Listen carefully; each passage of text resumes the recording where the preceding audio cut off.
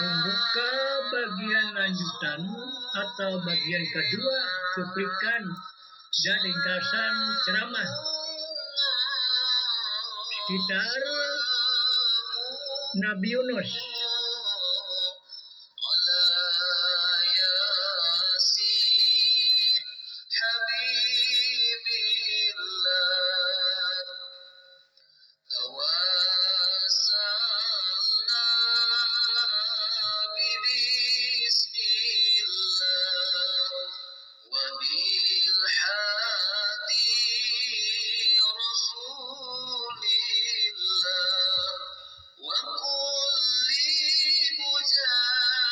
استمرارا لافتتاح المحاضرتين من كي حج محمد بخيت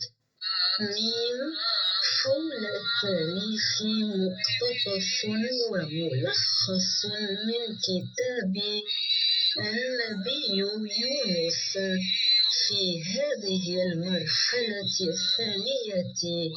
نحاول التكيف مع محتوى المحاضرة التي ستلقى لاحقا.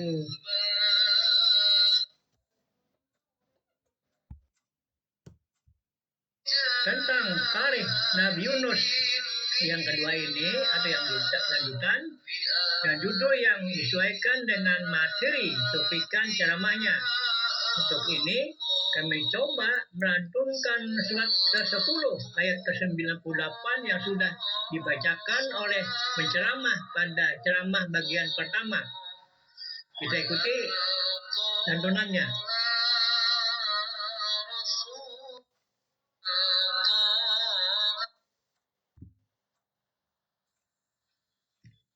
Mereka kaum Yunus itu beriman kami.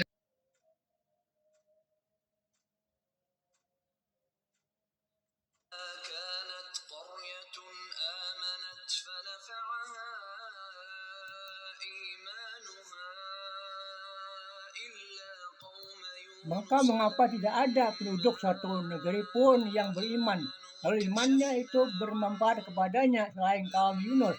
Ketika mereka kaum Yunus itu beriman, kami hilangkan dari mereka azab yang menghinakan dalam kehidupan dunia, dan kami beri kesenangan kepada mereka sampai waktu tertentu.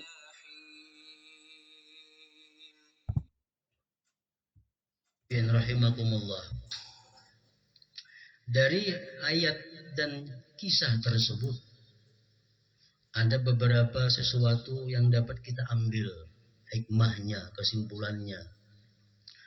Pertama, disebutkan tadi bahwasanya Allah tidak akan menerima iman seseorang, tidak akan menerima tobat seseorang kalau sudah dia diperlihatkan azab Allah.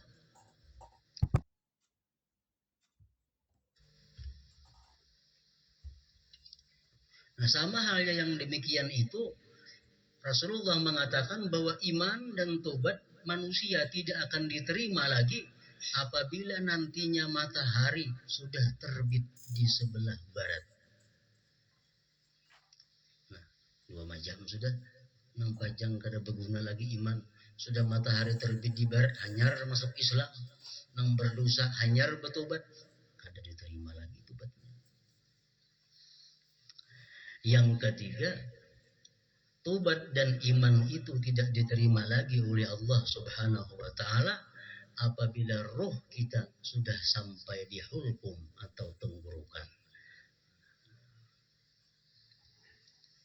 Orang tuh garing, antak-antak, batis sudah kali singgerakan lagi, tangan kali singgerakan lagi, cuma tenggorokan aja bergerak lagi. Nah, itu artinya roh sudah sampai di tenggorokan.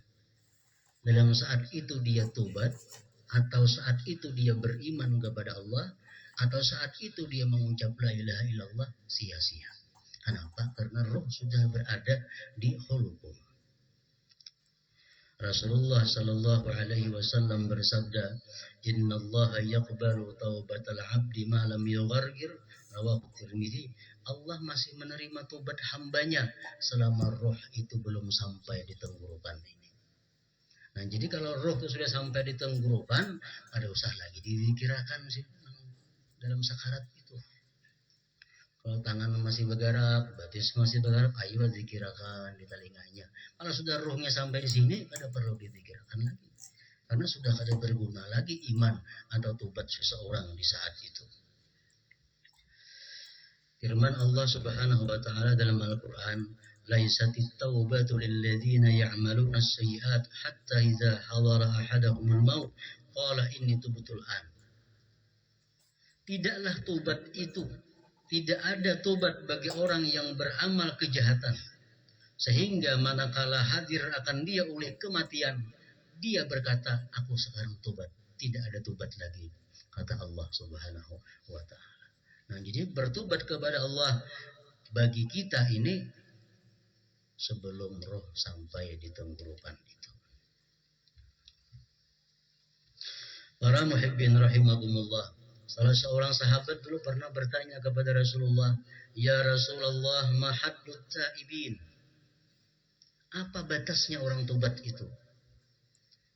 Sampai kapan batasnya tobat itu diterima oleh Allah Subhanahu wa taala? Rasulullah menjawab, "Man taba qabla mautihi bi sanatin qabilallahu taubatah." Barang siapa bertobat setahun sebelum matinya, Allah terima tobatnya. Barang siapa bertobat selama setahun sebelum matinya, Allah terima tobatnya. Setahun sebelum mati, baru tobat, Allah terima. Kalau kada sampai setahun, kada Allah terima lagi. Lalu Rasulullah berkata, "Ala wa inna dzalik lakasir." Ya Nabi, itu kebanyakan setahun itu kalawasan. Kalawasan setahun itu. Akhirnya beliau bersabda lagi, "Wa man taba qabla mautihi bi jum'atin qabilallah taubatah." Siapa yang tobat kepada Allah seminggu sebelum matinya, Allah masih menerima tobat. Seminggu sebelum mati tobat, Allah masih menerima. Kemudian Rasul bersabda lagi, "Ala inna dzalika lakasir." Itu pun kebanyakan juga ya Nabi, kalawasan juga. Kemudian beliau bersabda, "Faman taba qabla mautihi biyaumin qabilallah taubatah." Siapa yang tobat kepada Allah sehari sebelum mati, Allah terima tobatnya. Sehari. Itu pun kata Rasulullah kalawasan juga. Faman taba qabla mautihi qabla an tuwargira nafasuhu qabilallah taubatan. Siapa yang tobat sebelum ruhnya sampai di tenggorokan, masih Allah terima tobatnya. Nah, jadi orang yang sudah garing, yang sudah kada kau berdaya lagi, tapi masih bisa bergerak batisnya, tangannya. Nah, masih Allah membuka pintu tobat kepadanya. Masih bisa dizikirkan di telinganya. Masih bisa ditalkinkan di telinganya. Supaya dia ingat kepada Allah Subhanahu wa ta'ala. Para muhibbin rahimakumullah. Yang kedua, dalam ayat tadi kita ambil sesuatu rahasia bahwa Nabi Yunus itu berada dalam perut ikan 3 hari, ada yang mengatakan 7 hari, selamat. Dan beliau hanya satu yang dibaca di sana, la ilaha illa anta subhanaka inni kuntu minaz zalimin. Nabi Yunus kada berdoa minta keluarkan dari iwak, kada ada. Sidin kada dia minta supaya diselamatkan daripada bala, kada ada. Cuma dalam perut iwak hanya kalimat yang beliau baca, la ilaha illa anta subhanaka inni kuntu minaz zalimin. Dikenal tasbih Nabi Yunus biar kita. Nah, Rasulullah sallallahu alaihi wasallam dalam berbagai macam hadis mengatakan dan disimpulkan oleh para ulama bahwa tasbih Nabi Yunus itu sangat bagus untuk minaz zalimin. Dikenal tasbih Nabi Yunus biar kita. Nah, Rasulullah sallallahu alaihi wasallam dalam berbagai macam hadis mengatakan dan disimpulkan oleh para ulama bahwa tasbih Nabi Yunus itu sangat bagus dibaca sebanyak-banyaknya bagi umat Nabi Muhammad Sallallahu Alaihi Wasallam. Orang yang kesusahan akan dilapangkan oleh Allah. Orang yang gelisah akan ditenangkan oleh Allah. Orang yang banyak hutang akan dilunaskan oleh Allah Subhanahu wa taala. Banyak-banyak membaca la ilaha illa anta subhanaka inni kuntu minaz zalimin. Sekurang-kurangnya 40 kali sesudah sembahyang witir. Pikiran kada tenang, kada usah berdoa lawan Tuhan, ya Allah lapangkan pikiranku, kada usah. Cukup la ilaha illa anta subhanaka inni kuntu minaz zalimin. Hutang asa kada kau lagi membayari, bayari lawan la ilaha illa anta subhanaka inni kuntu minaz zalimin. Allah beri jalan keluar untuk melunasi hutang itu. Firman Allah dalam Al-Quran, "Falaula annahu kana minal musabbihin lalabisa fi batnihi ila yaumi yub'atsun." Andai kata Nabi Yunus tidak bertasbih itu dalam perut ikan, niscaya dia sampai hari kiamat tetap dalam perut ikan itu.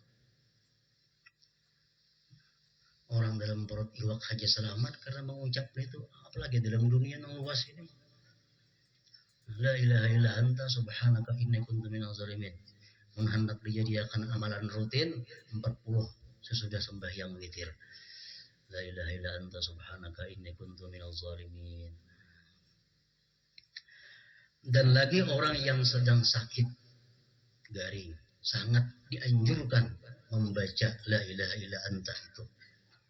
Rasulullah sallallahu alaihi wasallam bersabda dalam hadis yang diriwayatkan oleh Imam Al-Hakim, "Ayyuma muslim da'a bihi fi maradihi 40 marrah famata bi maradihi wala famata bi maradihi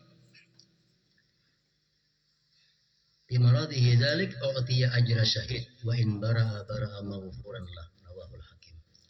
Siapa orang muslim yang membaca tasbih Yunus tadi pada waktu dia sedang sakit 40 kali. Awak garing, baca aja 40 kali.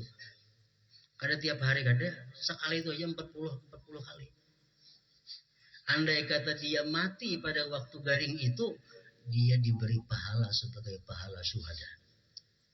Andai kata dia sembuh dari sakit itu, bara'a maghfuran lah, dia sembuh, diampuni dosa-dosanya. La ilaha illa anta subhanaka inni kuntu minaz zalimin. Jadi bila pina asa ubah sudah awak baca 40 kali. La ilaha illa anta subhanaka inni. Walaupun salismaan enggak apa kan. Asa ubah awak asa panas dah baca 40 kali. Bila mati suhada. Sigar dosa diampuni Allah Subhanahu wa taala.